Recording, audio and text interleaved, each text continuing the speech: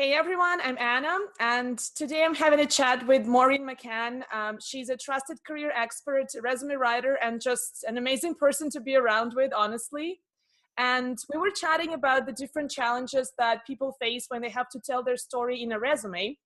And because recruiters spend like, what, 6 seconds evaluating the average resume, right? So the first impression that your resume makes really matters. So Maureen, I wanted to ask you for some of the tips that you as an expert can share for formatting resumes. How can job seekers make their resumes look more modern and more enticing? Well, first of all, thanks for speaking with me today. I really appreciate it. And I'm looking forward to sharing some tips with you and learning a little bit from you as well. I think first and foremost, when it comes to resume formatting, the first thing that you want to do is get rid of the Times New Roman font and the look that Microsoft Word 97 is the template that you use for your resume. So that's first and foremost, a black and white Times New Roman font.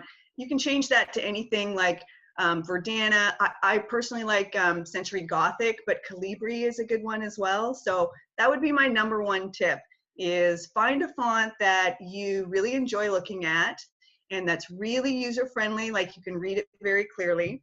The second thing I'd say is to go take a look at Pinterest or Google search images of resumes and see what you like about them. So it could be white space, there could be a design element, but take a look. I mean, something a little bit different than, again, that black and white resume that just has a lot of text on it.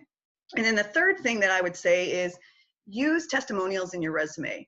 So this is, instead of saying references available upon request, take a moment to actually say, you know, Bob was a really great person to work with. He had these skills, the manager, or something like that. So, you know, there's some really quick, easy things that you can do to change your resume to sort of bring it into this century. Those are just some quick, easy ones. But then I'd also ask you to take a look at your resume and say, do I love it?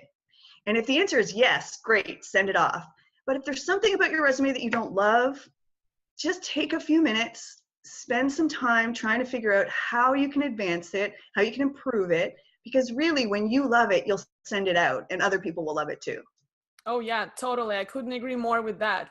And what are your thoughts on adding quotes to a resume? Yeah, I love it. And the reason that I love it, like, you have to do it tastefully. So one of the ways that I do it is towards the end of the resume or cover letter, just a little time, almost like a banner, a quotation again that says like, hey, Anna was the greatest person I've ever had a chance to talk with on video. Awesome. Thanks so much, Maureen. Right. I hope this was helpful. And if you have any questions about formatting resumes, you can ask us in the comments and we'll be happy to respond. Thanks so much for finding the time to have a chat.